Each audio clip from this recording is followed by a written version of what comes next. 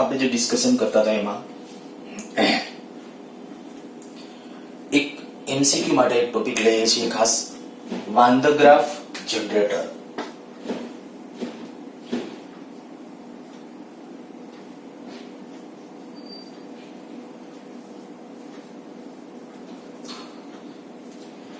ખરેખર આપણે નામ આપેલું છે જનરેટર. રિયલમાં કોઈ જનરેટર એટલે કે કઈ જનરેટ કરતું નથી. શું છે એનો ખાલી સિદ્ધાંત સમજવાનો છે. થિયોરેટિકલ ડિસ્કશન આપણે તમને આમ ખાસ કહું તો આ આપણે કહીશું ભાઈ આ થિયરી ટેક્સ્ટ બુકમાં નથી, પણ એના રિલેટેડ એમસીક્યુ સોલ્વ કરવા માટે ખાલી આપણે એનો સિદ્ધાંત સમજવો છે. અને શું છે જો જ્યારે આપણે વાત કરતા હતા કે ભાઈ એક ગોળો હોય, માની લો કે આ કોઈ એક ગોળો r ત્રિજ્યા હતી, આના ઉપર જ્યારે આપણે વિદ્યુત ભાર મૂકતા જતા હતા આ ગોળા ઉપર, ત્યારે વધુમાં વધુ આ ગોળા ઉપર કેટલો વિદ્યુત ભાર મૂકી શકાય. તો ત્યારે આપણે ડિસ્કશન કર્યું હતું કે ભાઈ આજુબાજુ જે માધ્યમ હોય ને એની એક ચોક્કસ ડાઇલેક્ટ્રિક સ્ટ્રેન્થ હોય. આ ડાઇલેક્ટ્રિક સ્ટ્રેન્થ કરતા આની આજુબાજુનું વિદ્યુત ક્ષેત્ર વધી જવું જોઈએ નહીં. તો આ ગોળા ઉપર હું એમ કહું kq/r², જો ગોળાની ત્રિજ્યા આપી હોય, આ e તરીકે શું લઈ લેવાનું તો કે અહીંયા જે ડાઇલેક્ટ્રિક સ્ટ્રેન્થ જે માધ્યમ હોય, દાખલા તરીકે હવાનું માધ્યમ છે તો એની ડાઇલેક્ટ્રિક સ્ટ્રેન્થ કેટલી હશે 3 × 10⁶. તો એ જે ડાઇલેક્ટ્રિક સ્ટ્રેન્થ છે એ e તરીકે લે અને q ફાઇન્ડ આઉટ કરો ને, એમ કહી શકાય એ મહત્તમમાં મહત્તમ મૂલ્યનો એ વિદ્યુત ભાર આ ગોળા ઉપર મૂકી શકાય. એથી વધારે આ ગોળા ઉપર વિદ્યુત ભાર ન મૂકી શકાય. અચ્છા, બીજું આપણે કીધું કે આનો માઇનસ પોઈન્ટ કયો હતો તો કે આને કારણે જે એનું વિદ્યુત ક્ષેત્ર એની આજુબાજુ હશે ને, વિદ્યુત ક્ષેત્ર આમ ચારે બાજુ વિખેરાયેલું હતું, એટલે કે ઉર્જા વિખેરાયેલી. આપણે આવું કીધું હતું આ વિખેરાયેલી ઉર્જાનો કોઈ ખાસ ઉપયોગ ન કરી શકે એટલે આપણે તરત બીજો રસ્તો અપનાવ્યો. બીજો રસ્તો એટલે કયો તો તરત જ કીધું કે ભાઈ બે વાહકો, કોઈ પણ બે વાહકો રાખી દો. આવી દાખલા તરીકે આ બે વાહકો, એક ઉપર ધન ચાર્જ આપો, બીજા ઉપર ઋણ પ્રેરિત થશે, ત્યારે વિદ્યુત ક્ષેત્ર કંઈક આમથી આમ હશે. હવે નો ડાઉટ અહીંયા વચ્ચેના વિસ્તારમાં થોડાક વિસ્તારમાં આપણે કહી દઉં ભાઈ વિદ્યુત ક્ષેત્ર એટલે કે ઉર્જા છે ને સંકેન્દ્રિત કરી શક્યા, પણ હજી પણ અહીંયા ખાસ એનો આપણે કોઈ વિશિષ્ટ ઉપયોગ કરી શકતા નથી. એટલે એનાથી હજી એક આગળની એક એડવાન્સ રચના લીધી અને એ કીધું ભાઈ કેપેસિટર સમાંતર પ્લેટ કેપેસિટર. આનો પ્લસ પોઈન્ટ શું થયો તો કે જ્યારે વિદ્યુત ભારિત આ એક પ્લેટ કરવામાં આવે ત્યારે બીજી પ્લેટ ઉપર જ્યારે ઋણ પ્રેરિત થશે, વિદ્યુત ક્ષેત્ર હશે ધનથી ઋણ તરફ. અને આનો પ્લસ પોઈન્ટ એ તો બહારના વિસ્તારમાં આયા વિદ્યુત ક્ષેત્ર 0 થાય, અને આયા વિદ્યુત ક્ષેત્ર 0 થાય એટલે આપણે કહી શકાય મોટા ભાગની ઉર્જા વચ્ચેના વિસ્તારમાં સંકેન્દ્રિત કરી શક્યા. તો આ આપણે અત્યાર સુધી સમાંતર પ્લેટ કેપેસિટરને ધ્યાનમાં રાખીને આપણે કેપેસિટન્સ ભણ્યા. હજી એના બે પ્રકાર છે. આજે થોડીક એની ડિસ્કશન આપણે સિવાયના ખાલી સૂત્રો યાદ રાખવા માટે એક ડિસ્કશન કરશું. જે હું હવે તમને જે કહું છું મારે આના ઉપર દાખલા તરીકે આપણે વિદ્યુત ભાર મૂકવાનો પ્રયત્ન કરીએ ક્યાં હદ સુધી વિદ્યુત ભાર મૂકી શકાય તો કે વચ્ચે જે માધ્યમ હોય ને એની એક ચોક્કસ ડાઇલેક્ટ્રિક સ્ટ્રેન્થ હોય.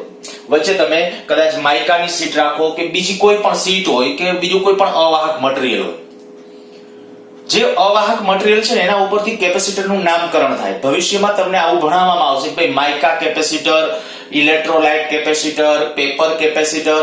તો આ જે કેપેસિટર છે એ કેપેસિટરની અંદર શું તો કે વચ્ચે જે ડાઇલેક્ટ્રિક માધ્યમ છે ને એના આધારે માઇકાની શીટો વચ્ચે મૂકેલી હોય, માઇકા અવાહક, તો એને માઇકા કેપેસિટર કહેવાય. અચ્છા, હવે આપણે આમાં પણ એક રેન્જ હતી કે આના કરતા નો ડાઉટ આ ચોક્કસ વધુ વિદ્યુત ભાર મૂકી શકીએ. આના કરતા આપણે કીધું એ પ્રમાણે આ થોડોક વધુ વિદ્યુત ભાર એટલા માટે કે અહીંયા જ્યારે આપણે 2 થી બનતું તંત્ર તે વચ્ચેના વિસ્તારમાં વિદ્યુત ક્ષેત્ર ઘટતું હતું, પ્લસમાં આપણે કહી શકાય વિસ્થિતિમાન ઘટતું હતું, એટલે થોડોક વધુ વિદ્યુત ભાર છે પહેલા કરતા વધુ મૂકી. પણ હજી એથી વધારે વિદ્યુત ભાર મૂકવો હોય તો કે એક રચના છે આપણી વાન ધ ગ્રાફ જનરેટર. અને એ જે વાત કરીએ વાન ધ ગ્રાફ જનરેટર, ખાસ કરીને તમારે જે યાદ રાખવાનું છે આ બધું ખાલી તમને ઝડપથી યાદ આવે એટલા માટે મેં કીધું હતું. વાન ધ ગ્રાફ જનરેટરનો ઉપયોગ આપણે કહીએ તો મિલિયન વોલ્ટના ક્રમનો પીડી, ખૂબ ઊંચો પીડી, હું એમ જ લખું છું ખૂબ જ ઊંચો પીડી વાહક પર સ્થાપિત કરવા. વાહક ઉપર જ્યારે ખૂબ ઊંચા મૂલ્યનો પીડી સ્થાપિત કરવો છે ત્યારે આ વસ્તુ છે એ આપણા માટે ખૂબ કામની છે. મિલિયન વોલ્ટના ક્રમનો, મિલિયન એટલે થાય 10 લાખ. અચ્છા, હવે આ પીડી કેવી રીતે એના ઉપર મૂકી શકાય તો કે પહેલા ખાલી આપણે વાન ધ ગ્રાફ જનરેટરનો સિદ્ધાંત સમજીએ. સિદ્ધાંત સમજવા માટે છે ને હું આ બે ગોળાનું તંત્ર લઉં છું. માની લ્યો એક અંદર ગોળો, આની ત્રિજ્યા છે દાખલા તરીકે આપણે કહી દઈએ કે ભાઈ r1 છે, અહીંયા 12 ની ત્રિજ્યા છે આ 12 ના ગોળાની, આની ત્રિજ્યા r2 છે. તો આ કવચ ધારો આ કવચ છે R2 ત્રિજ્યાવાળી, અને અહીંયા આપણે કહી શકીએ કે ભાઈ આ R1 ત્રિજ્યાવાળો અંદર એક ગોળો છે, પુલ્લી છે, કોઈ પણ વાહક છે ચાલે. માની લો કે તમે આના ઉપર વિદ્યુતભાર મૂકો, આના ઉપર કઈ વિદ્યુતભાર છે, માની લો કે આના ઉપર જે વિદ્યુતભાર છે એને કહું સ્મોલ q, અને આના ઉપર વિદ્યુતભાર છે, આના ઉપર એક વિદ્યુતભાર ધારી લઉં છું. દાખલા તરીકે આના ઉપર વિદ્યુતભાર છે કેપિટલ Q. આપણે ખબર છે વાહકમાં વાહકના પૃષ્ઠ ઉપર વિદ્યુતભાર હોય, તો અહીંયા સ્મોલ q વિદ્યુતભાર, અહીંયા કેપિટલ Q વિદ્યુતભાર. હવે હું એમ કરું બેના સ્થિતિમાન લખું. જો આનું સ્થિતિમાન હું આમ લખું VR1 q, આ ગોળાની સપાટી પરનું સ્થિતિમાન, તો આ વિદ્યુતભારના કારણે સ્મોલ q વિદ્યુતભારના કારણે એની સપાટી ઉપર સ્થિતિમાન કેટલું, તો તરત કહેશો ભાઈ KQ/R1, કારણ કે આની ત્રિજ્યા R1 છે, વિદ્યુતભાર Q છે. અચ્છા, આ Q ને કારણે, આ કેપિટલ Q છે એને કારણે આ સ્થિતિમાન, તો કે અંદરના વિસ્તારમાં કેટલું હોય, તો અંદરના કોઈ પણ, આના માટે અંદરનો વિસ્તાર થયો, તો અંદરના વિસ્તારમાં કેટલું હોય, તો કે જેટલું સપાટી ઉપર, તો આટલું થયું K કેપિટલ Q અપોન એની જે ત્રિજ્યા છે R2. તો આ થયું આનું સ્થિતિમાન. આપણે કહી શકીએ આના ઉપરનું આ બે વિદ્યુતભારના કારણે. અચ્છા, હવે આ મોટો જે ગોળો છે એની સપાટી ઉપરનું સ્થિતિમાન લખીએ VR2, એને VR2 કહું છું. તો આપણે કહીએ ભાઈ આ વિદ્યુતભારના કારણે આ સ્થિતિમાન, તો કે આ ગોળા માટે આ બહારનો વિસ્તાર કહેવાય, બરાબર, આ ગોળા માટે આ બહારનો વિસ્તાર કહેવાય. તો બહારના વિસ્તારમાં સ્થિતિમાનનું સૂત્ર શું, KQ/R, પણ અહીંયા કેન્દ્રથી અંતર, તો અંતર તરીકે R2, K small q upon R2 કેન્દ્રથી અંતર, પ્લસ આ જે વિદ્યુતભાર છે આ વિદ્યુતભારના કારણે ત્યાં સ્થિતિમાન, તો K capital Q upon R2. હવે આ બે સમીકરણો એક વખત ધ્યાનથી જુઓ, અને તમે જોઈ શકશો કે ભાઈ આની અંદર આ બે પાછલા પદ તો બે સરખા છે. જુઓ, આ જેવું પદ છે એવું જ પદ આ છે, પણ આગળના પદની અંદર અહીંયા R1 છે, અહીંયા R2 છે. નાનું કોણ છે, તો કે R1. જો R1 નાનું છે તો એનો અર્થ એવો થયો કે આ પદ મોટું થશે અને પરિણામે આનું સ્થિતિમાન, નાના ગોળાનું સ્થિતિમાન છે એ વધારે હશે. હંમેશા આવી રીતે જ્યારે એક વાહક બીજા વાહક વડે ઇન્ક્લોઝ હોય ને, એટલે ઘેરાયેલો હોય, ત્યારે અંદરનો જે વાહક હશે ને એનું સ્થિતિમાન વધારે જ હશે. હા, બે વિદ્યુતભારિત હોય ત્યારે. પણ હવે હું તમને એમ કહું કે જો માની લો કે મીનવાઇલ આ બે વચ્ચે કનેક્શન આપી દેવામાં આવે, આ બે વચ્ચે કનેક્શન આપી દો, એટલે વાહક તાર વડે જોડી દો, તો વાહક તાર વડે જોડી દો તો વિદ્યુતભાર ક્યાંથી ક્યાં ગતિ કરે, તો કે વિદ્યુતભારની ગતિ થાય ઊંચા સ્થિતિમાનથી નીચા સ્થિતિમાન તરફ. તો ઊંચું સ્થિતિમાન આનું છે અને ઊંચું સ્થિતિમાન આનું છે, તો વિદ્યુતભાર બનશે અહીંથી આમ જવા. અચ્છા, આમ વિદ્યુતભાર અહીંથી આમ જતો જશે, આના ઉપર વિદ્યુતભાર વધતો જશે, ક્યાં સુધી જશે, તો કે બેના સ્થિતિમાન સરખા ન થાય ત્યાં સુધી. તો આ સમીકરણ જોઈને વિચારો જોઈએ, બેના સ્થિતિમાન ક્યારે સરખા થાય, આ બેના સ્થિતિમાન ક્યારે સરખા થાય. તમે કહેશો R1 બરાબર R2 થાય, એ થવાનું નથી. તો કે એકમાત્ર રસ્તો છે ને એ આ કે જો આ વિદ્યુતભાર Q નું મૂલ્ય 0 થાય ને, તો વિચારી જુઓ, માત્ર ને માત્ર Q એક 0 થાય ને, તો આ Q 0 થાય એનો અર્થ એવો થઈ ગયો કે જો આના ઉપરનો બધો વિદ્યુતભાર છે ને અહીંયા ટ્રાન્સફર થઈ જાય ને, તો અને તો જ બેના સ્થિતિમાન સમાન થાય. હું પહેલા ચેપ્ટરમાં તમને કહેતો, વચ્ચે એક વખત મેં આ ચેપ્ટરમાં યાદ કરાવ્યું હતું અને હજી પાછું યાદ કરાવી દઉં કે શું એક વાહક પરનો બધો વિદ્યુતભાર બીજા વાહક પર સંપર્કની રીતે ટ્રાન્સફર કરી શકાય, તો આપણો જવાબ હશે હા, કે આ એક વાહક પરનો બધો વિદ્યુતભાર અહીંયા બીજા વાહકની સપાટી ઉપર ટ્રાન્સફર કરી શકાય. પણ સંપર્કની રીતે કરવા હોય તો ફરજિયાત આવી જ ગોઠવણ કરવી પડે. પાસે બે વાહકો મૂક્યા હોય તો એ પોસિબલ નથી. અચ્છા, આ જે વાન દર ગ્રાફ જનરેટરનો સિદ્ધાંત અને એની જે રચના છે, વાન દર ગ્રાફ જનરેટર રચના આપણા માટે અગત્યની નથી, પણ ખાલી તમે અત્યારે આપણે હેડિંગ બાંધ્યું છે તો ખાલી તમને કહી દઉં ભાઈ વાન દર ગ્રાફ જનરેટરમાં શું હોય. તો એની અંદર કંઈક આ સિદ્ધાંત સ્થાપિત થાય ને એવી રીતે એક આવો ઉપર બારનો ગોળો, આ કોઈ ગોળો, વર્તુળ નથી બોલતો, ગોળો કહું છું, એને કોઈ આમ અતિ ઊંચા અવાહક સ્ટેન્ડ ઉપર આ એક પ્લેટફોર્મ છે, માની લ્યો આ પ્લેટફોર્મ, શું કરવામાં આવે, એક અહીંયા વચ્ચે ગરગડી અથવા પુલ્લી, વાહક, એક પુલ્લી અથવા ગરગડી અહીંયા છે, આના ઉપર અવાહક પટો,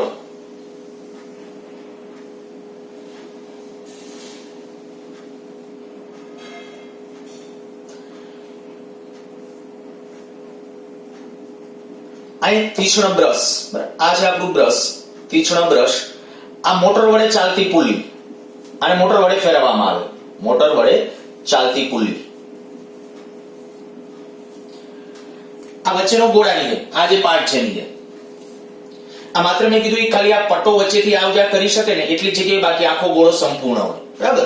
યા ખાલી મેં કીધું આમ જસ્ટ સિદ્ધાંત સમજાય એના પૂરતું. અને અહીંયા છે આ બે વચ્ચે પાછું બ્રશ મારફતે સંપર્ક, માની લો કે આવી રીતે આમ કઈક સંપર્ક છે, આ તીક્ષ્ણ બ્રશ.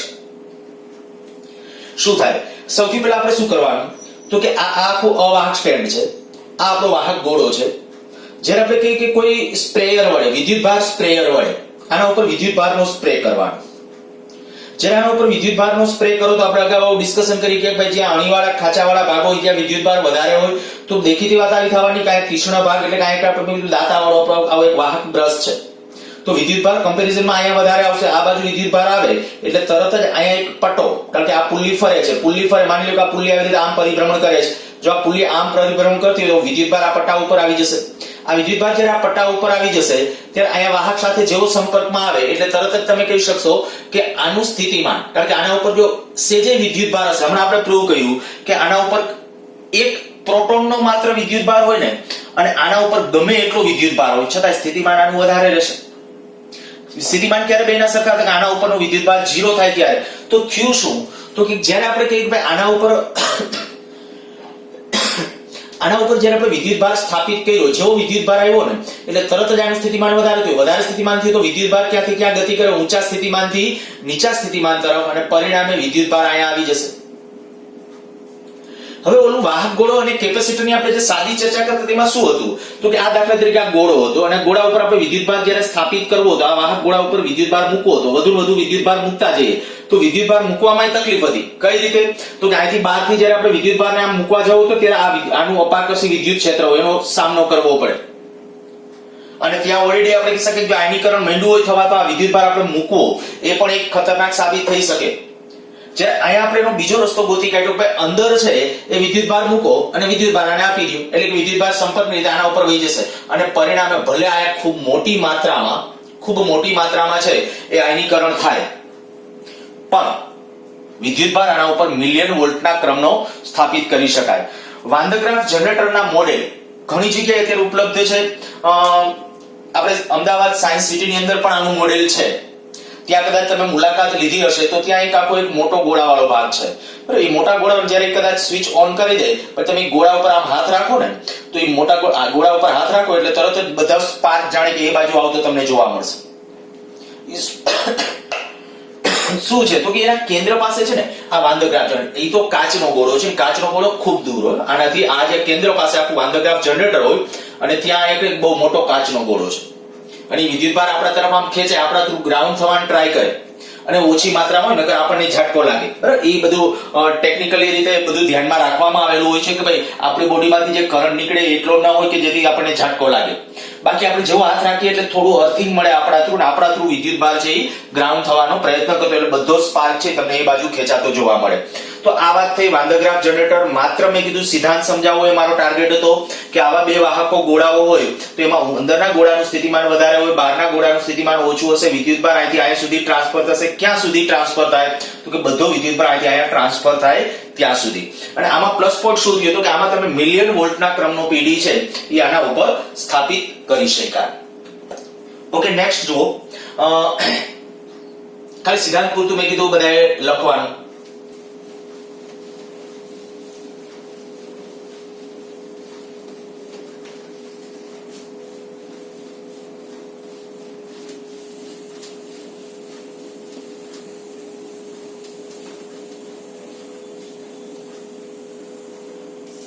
આપણે જે કેપેસિટરની વાત કરતા હતા એમાં કેપેસિટરની અંદર એક લીધું સમાંતર પ્લેટ કેપેસિટર અને આજ આપણે આમ તો જોવા જાવ તો કોર્સમાં છે સમાંતર પ્લેટ કેપેસિટર. પણ સૂત્ર આપણે ડાયરેક્ટલી ટેક્સ્ટ બુકમાં પણ એક જ જગ્યાએ આપણે એમ ડાયરેક્ટ સ્વાધ્યાયના દાખલામાં એમાં આપેલું છે ગોળીય કેપેસિટર. અને ત્રીજું કહું તો નળાકારીય કેપેસિટર.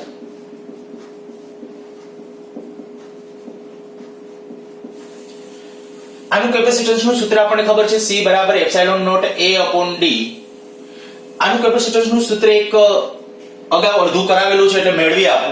નળાકાર્યનું આપણે મેળવશું નહીં. એનું કેપેસિટન્સનું સૂત્ર કંઈક આવું થશે.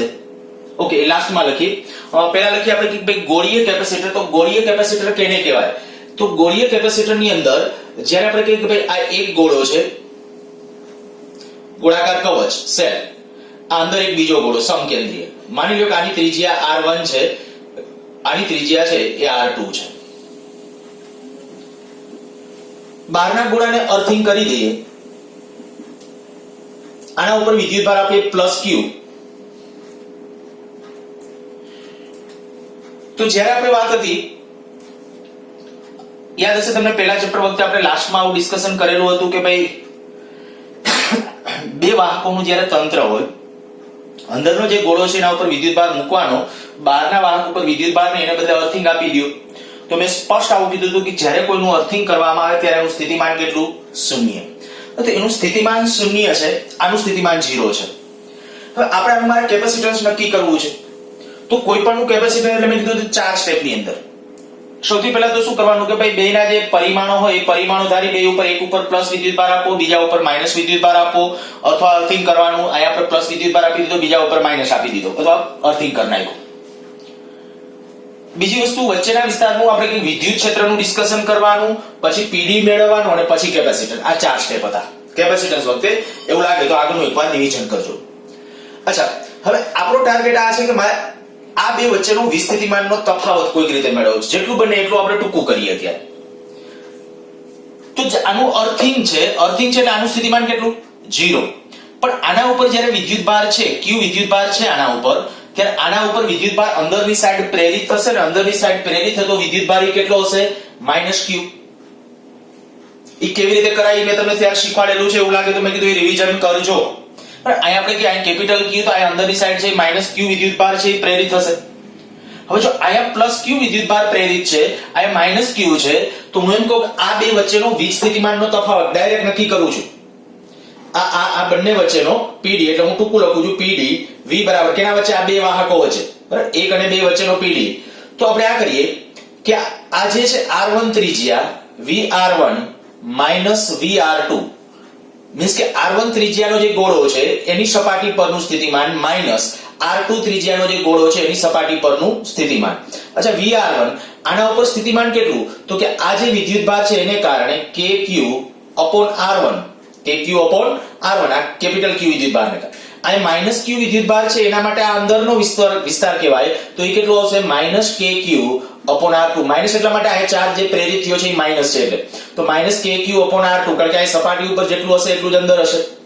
તો k ને બદલે કદાચ 1/4πε0 લખવું હોય તો આમ Q/4πε0 into bracket 1/R1 1/R2, અર્થાત કે PD આપણા પાસે આવ્યો Q/4πε0 R2 R1 R2. તો આ આવ્યો બે પ્લેટો વચ્ચેનો PD, બે ગોળાઓ વચ્ચેનો PD. હવે કેપેસિટન્સ જો નક્કી કરવું છે તો કેપેસિટન્સ C બરાબર ત્યારે આપણું પરિણામ જે આવશે કેપેસિટન્સ માટે, તો કેપેસિટન્સનું વ્યાપક સૂત્ર શું? Q/V. Q/V એટલે આ V આના છે, આ જે Q ના છેદમાં V મૂકી દેશો, અર્થાત કે આને ઉલટાવી મૂકી દો તો પરિણામ આવી જશે Q કેન્સલ થઈ જશે, આવી જશે આટલું 4πε0 R1 R2 R2 R1. તો આ થઈ ગયું આપણે કહી શકાય કે ભાઈ ગોળીય કેપેસિટરનું કેપેસિટન્સ. ધ્યાન રાખજો, ગોળાકાર કેપેસિટર અથવા ગોળીય કેપેસિટર કેને ગણવાનું? આવી રીતે આમ હોય તો શું આને ગોળીય કેપેસિટર કહેવાય. આ દાખલા તરીકે એક ગોળો, આ બીજો ગોળો, આના ઉપર ધન ચાર્જ મૂકીએ, આના ઉપર અર્થિંગ કરી નાખીએ, અથવા આપણે કહી શકીએ કે ભાઈ ઋણ ચાર્જ મૂકીએ તો આને ગોળીય કેપેસિટર કહેવાય તો નહીં. આ સમાંતર પ્લેટ કેપેસિટરની વ્યાખ્યામાં એટલે એની સંતોષે છે. પાસે બે સુવાહકો હોય એ જે કેપેસિટરની રચના છે એ ખાસ કરીને આપણે સમાંતર પ્લેટ કેપેસિટરની જેમ છે, પણ આ વાહકના પરિમાણો સમાંતર પ્લેટની જેમ નથી, પ્લેટની જેમ નથી ટૂંકમાં. આ ગોળાકાર છે પણ ગોળીય કેપેસિટર નથી. ગોળીય કેપેસિટરમાં ફરજિયાત એક ગોળાની અંદર બીજો ગોળો અને બહારના ગોળાને અર્થિંગ આપો ત્યારની વાત. હવે એક કામ સાથે અહીંયા તમારા ઉપર, અચ્છા, પૂછાયેલો ક્વેશ્ચન કંઈક આવો છે, એકવાર પૂછાયેલો ક્વેશ્ચન પણ છે આયા. તમે એમ કે ભાઈ ગોળીય કેપેસિટરનું કેપેસિટન્સ જો અંદરનો ગોળો R1 ત્રિજ્યા ધરાવતો હોય, બહારનો ગોળો R2 ત્રિજ્યા ધરાવતો હોય, તો આ ગોળીય કેપેસિટરનું કેપેસિટન્સ કઈ બાબતો ઉપર આધારિત છે? પછી નીચે ઓપ્શન આપ્યા તો એમાં સાચો ઓપ્શન આટલો, C proportional to R1 R2 R2 R1. ખાલી આટલું આ ચલનમાં આપ્યું હતું ત્યારે, આ કાંઈ અચળાંક નહોતો. તો ત્યારે આપણે કહી શકાય કેપેસિટન્સનું મૂલ્ય એ આના સમચલનમાં છે. એક કામ હું તમને સોંપી દઉં છું અને તમને આવડે છે ઓલરેડી, કારણ કે ત્યારે મેં તમને કીધું હતું ખાલી આવી રીતે આમ હોય. માની લ્યો કે આ જે ગોળો છે, અને આ એક અંદરનો ગોળો, પણ હવે અર્થિંગ આના અંદરના ગોળાને કરીએ, અંદરના ગોળાને અર્થિંગ કરીએ અને આના ઉપર જ્યારે ક્યુ ચાર્જ આપીએ, આના ઉપર જ્યારે ક્યુ ચાર્જ મૂકીએ તો આ બે થી બનતા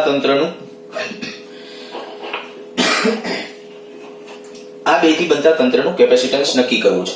સેમ વસ્તુ પહેલા તમારે પીડી નક્કી કરવું પડશે. અચ્છા, આ VR1 અહીં નક્કી કર્યું, આ VR2 0, જેનું અર્થિંગ હોય એનું સ્થિતિમાન કેટલું? હંમેશા 0. આ તો છે આ VR1 છે, VR2 તો કેટલું હતું? 0.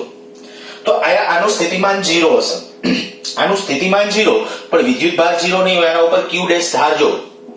Q ડેશ ધારી પહેલા Q ડેશ મેળવજો. એ મેળવવાની પ્રોસેસ મેં તમને શીખવાડેલી હતી. Q ડેશ નું મૂલ્ય તમને મળી જશે છે Q ડેશ, બરાબર. આની સપાટી ઉપરના સ્થિતિમાનની વાત કરું છું તો Q ડેશ નું મૂલ્ય મને જ્યાં સુધી યાદ છે, જો આની ત્રિજ્યા R1 લઈએ, આની ત્રિજ્યા છે R2 લઈએ, તો આનું સ્થિતિમાન જ્યારે 0 છે ને ત્યારે પરિણામ શું આવશે? હું બોલું છું એમનો ઓરલી કે Q ડેશ, આની સપાટી ઉપરનું સ્થિતિમાન લખવા જાઉં છું, કે Q ડેશ અપોન R1, અને આને કારણે કેટલું? કે Q અપોન R2. ઈ બેનો સરવાળો બરાબર 0, કારણ કે એને અર્થિંગ આપેલું છે, એનું સ્થિતિમાન કેવું થવું જોઈએ? 0. ધ્યાન રાખજો, અર્થિંગ છે એટલે સ્થિતિમાન તો 0, પણ આ Q એના ઉપરથી Q ડેશ જ્યારે મેળવશો તો Q ડેશ બરાબર કંઈક આવું આવશે, -R1 upon R2 into Q. છતાં તમારે એક વખત જોઈ લેજો. આ વિદ્યુત ભાર આવી ગયો આપણો Q ડેશ મળી જાય. પછી હવે તમારે પાછું આ જ રીતે લખવાનું છે, PdV લખી અને જ્યારે કેપેસિટન્સ મેળવશો અને થોડું આડાવડું સાદુરૂપનું સ્ટેપ વધારવા પડશે, અને જ્યારે એવું કરશો ને ત્યારે અહીંયા આન્સરમાં શું આવશે તો કે આ પદ તો હશે જ. ફાઇનલી સાદુરૂપ જ્યારે આપશો ત્યારે આ પદ તો હશે જ. અહીંયા જે છે બરાબર, આ પદ લખું છું 4πε0 R1 R2 upon R2 minus R1 અને પ્લસ 4πε0 R2, વધારાનું આટલું પદ આવશે. આ તમારી રીતે પ્રયત્ન કરજો. મેં કીધું તમને ડાયરેક્ટલી આની સાબિતીઓ પૂછવાના નથી, બરાબર, પણ ગોળીય કેપેસિટર કે તો ગોળીય કેપેસિટરનું કેપેસિટન્સ આ નહીં, આ કેપેસિટર કહેવાય, પણ એમાં અંદરના ગોળાને જ્યારે આપણે અર્થિંગ આપીએ છીએ ત્યારે એનું કેપેસિટન્સ કંઈક વ્યાખ્યાયિત થાય આ રીતે છે. તમને કદાચ ગોળીય કેપેસિટર પૂછે તો તમારે એનું કેપેસિટન્સનું સૂત્ર આ લખવાનું છે. એટલે ગોળીય કેપેસિટરનું કેપેસિટન્સ માટેનું પરિણામ અને પ્લસમાં આવી કન્ડિશન હોય તો, અચ્છા નળાકારીય કેપેસિટર હોય તો, જો નળાકારની અંદર આપણે કહી શકીએ કે ભાઈ આ રીતે દાખલા તરીકે માની લ્યો કે આ બે નળાકાર, આ એક નળાકાર માની લે એની ત્રિજ્યા R1 છે, બીજો એક પોલો નળાકાર, આની ત્રિજ્યા માની લ્યો કે R2 છે, આની ત્રિજ્યા R2 છે, આ બહારનો નળાકાર. અંદરના નળાકાર ઉપર ચાર્જ મૂકીએ, બહારના નળાકારને અર્થિંગ આપેલું હોય તો આનું કેપેસિટન્સ આવશે, જો આની લંબાઈ L હોય તો C બરાબર 2πε0 L upon ln R2 upon R1. આ પરિણામ કદાચ કોઈ જગ્યાએ કામ આવે, નળાકારીય કેપેસિટર કેવું તો એના માટે ખાલી યાદ રાખજો. મેં કીધું આપણે આ બધું થિયરીની અંદર કારણ કે સાબિત કરવાનો કોઈ અર્થ નથી, આપણે એટલા માટે સાબિત કર્યું કે ભાઈ આપણે અગાઉ ઓલરેડી આની ડિસ્કશન કરી ગયા હતા. ખાસ સાબિતી બહુ અગત્યની નથી, પણ મેં કીધું પરિણામો એટલા જ અગત્યના છે એટલે પરિણામો ઉપર ફોકસ રાખજો. ગોળીય કેપેસિટરનું આ પણ આપણે મેં કીધું ગોળા કેપેસિટરની વ્યાખ્યામાં નથી, પણ એનું કેપેસિટન્સની જરૂર પડે તો આ ક્યાંક એક પ્રશ્ન આવો પૂછ્યો તો કે ભાઈ આમ ગોળાના અર્થિંગ છે આડાવડા કરી નાખવામાં આવે તો નવું કેપેસિટન્સ કેટલું વધારે મળે તો કંઈક આટલું વધારે મળશે. અચ્છા ચાલો, આ નળાકારી કેપેસિટરનું સૂત્ર શું? 2πε0 L એટલે નળાકારની લંબાઈ છે અને ln R2 upon R1. ઝડપથી નોટ ડાઉન કરો.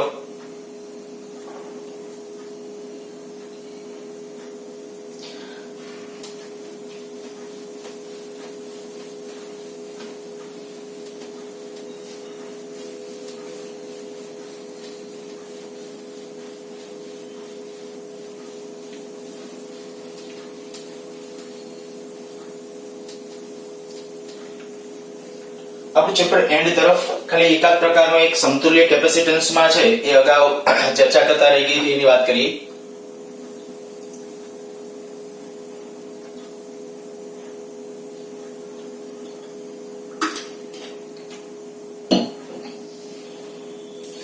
જ્યારે કોઈ નેટવર્ક આપેલો છે અને તેનું સમતુલ્ય કેપેસિટન્સ આપણે નક્કી કરવું છે.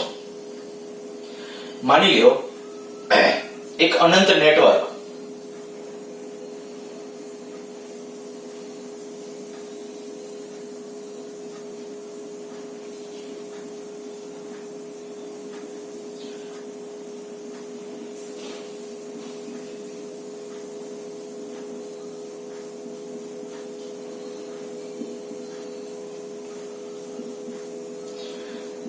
આવો એક અનંત નેટવર્ક અહીંયા બિંદુ કહી દઉં છું A, અહીંયા બિંદુ B, અને આમ છે ને અનંત સુધી છે,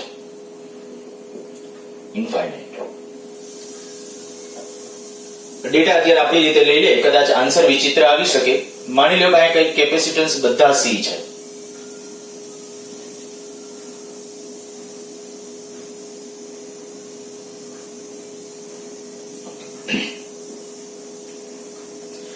આનું આપણે સમતુલ્ય કેપેસિટન્સ નક્કી કરવું છે.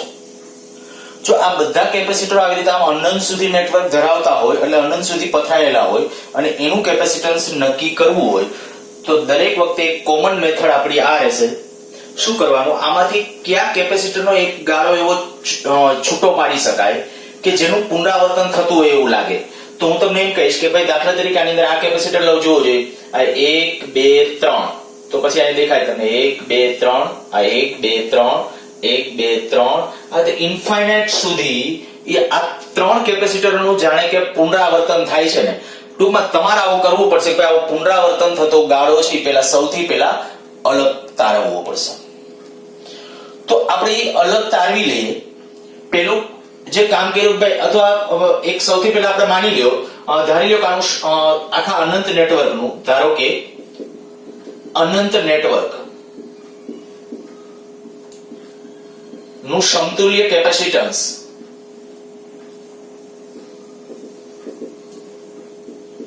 C ડેશ છે. મેં આખા અનંત નેટવર્કનું સમતુલ્ય કેપેસિટન્સ C ડેશ ધારી લીધું છે.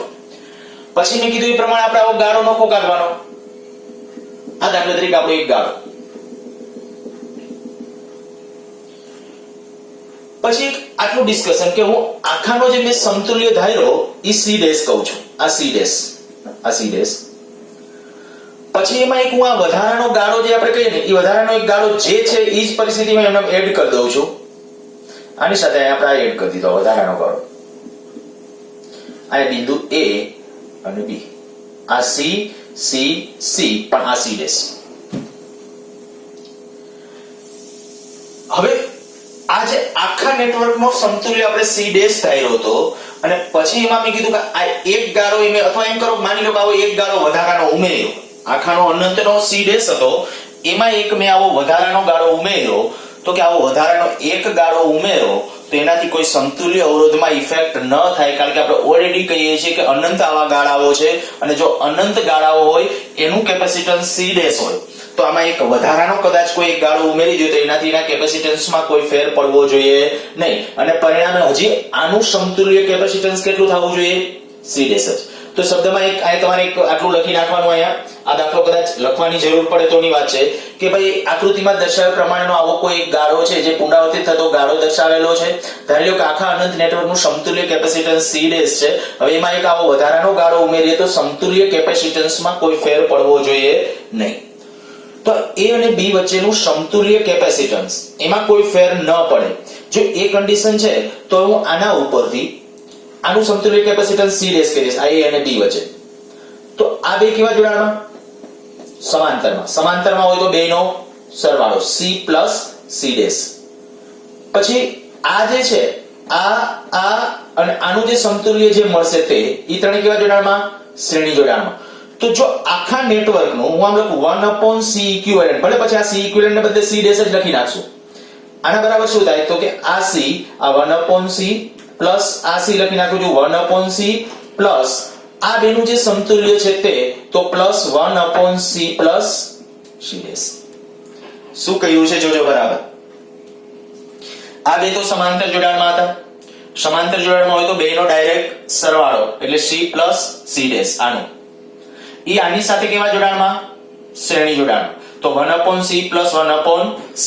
હવે આની જગ્યાએ આપણે ઉલ્લેખ કરી નાખશું મેં કીધું ઇક્વિવેલન્ટ છે એની જગ્યાએ c ડેશ ઓકે હા સમતુલ્ય આપણે c ડેશ ધાર્યો તો c ડેશ તો 1/c ડેશ બરાબર આપણે આ 1 c plus 1 c એટલે 2/c 2/c plus 1/c plus c dash આ 2/c અને હવે ક્રોસ ગુણાકાર કે કરી અને સાદુરૂપ આપવાનો પ્રયત્ન કરવાનો તો અહીં આપણું થશે કે આવું 1/c ડેશ બરાબર 2/c ઓકે ક્રોસ ગુણાકાર ત્યાં કરી નાખીએ જો ક્રોસ ગુણાકાર કરશો એટલે કેટલું આવશે c plus c ડેશ અને ત્યાં થઈ જશે 2c plus 2c dash plus c સાદુરૂપ છતાં ચેક કરજો તમારી રીતે આ જે આપણે કીધું c plus c આની સાથે ગુણાકારમાં લીધું 2c plus 2c ડેશ અને આ જે c છે આની સાથે કેલ્ક્યુલેટ 2c plus ઓકે અને હવે હજી આની સાથે ગુણાકાર કરી નાખશું પણ એની પહેલાનું સ્ટેપ હજી આપણે આમ કહી શકો 3c plus 2c dash upon c square plus cc dash આની ગુણાકાર કરી નાખ્યો છે અને હવે આનો આમ ગુણાકાર કરી નાખી ક્રોસ ગુણાકાર તો થશે આવું c square plus cc dash બરાબર 3cc dash plus 2c dash એનો સ્ક્વેર જોડે મેં કીધું પ્રમાણે સાદુરૂપ વ્યવસ્થિત તમારે તે પાછું ચેક કરજો અહીંયા જે આપણે કંઈક c ડેશ ને મેળવવું છે તો હું આવું કરું છું 2c dash square 2c dash square આ પદ પહેલા લખું છું આ પદને ઓલી બાજુ લઈએ એટલે plus 2cc dash minus c square બરાબર 0 હવે દ્વિઘાત સમીકરણની રીતે કે આનું દ્વિપદી પ્રમેય કે જે કાંઈ ટૂંકમાં આપણે કહી શકાય આમાંથી જો આપણે કહીએ કે આ પ્રથમ પદ પણ એવું કરવા જશો તો નહીં થાય એટલે આપણે જે કરવું છે તો આપણે કે ડેલ્ટાની રીતે આપણે ઉકેલ મેળવવા જાવ જો ડેલ્ટાની રીતે આ ઉકેલ મેળવવા જવું હોય તો આપણે કે a x સ્ક્વેર તો અહીંયા લખું a c dash square plus b c dash plus c બરાબર 0 આ c એટલે અચળાંક બરાબર તો આના ઉપરથી જો આનું સાદુરૂપ આપવા જઈએ તો a બરાબર કેટલું આવશે a બરાબર થશે 2 b બરાબર કેટલું આવશે b બરાબર આવશે 2c અને c બરાબર થઈ જશે -c સ્ક્વેર હવે આપણે ડેલ્ટાની રીતે ઉકેલ એટલે એમ કહો કે ભાઈ x બરાબર તમને યાદ છે -b ±√b² - 4ac / 2a તો -b ને બદલે આવશે -2c ±√b² એટલે 4c² minus 4a એટલે 4a એટલે 8 એટલે પાછું અહીંયા -c² એટલે માઇનસ એક તો પ્લસ 8c² છેદમાં આ 2 અને એને બદલે હતું પાછું 2 તો થયું આવું -2c ±√12c² upon 4 આમાંથી આપણે કંઈક 4 3 12 એવી રીતે કરીને નોખું લઈ લે અને બે જે વર્ગમૂળમાંથી બે આની હારે કેન્સલ આઉટ કરી નાખો ફાઇનલી કંઈક આવું વધશે -c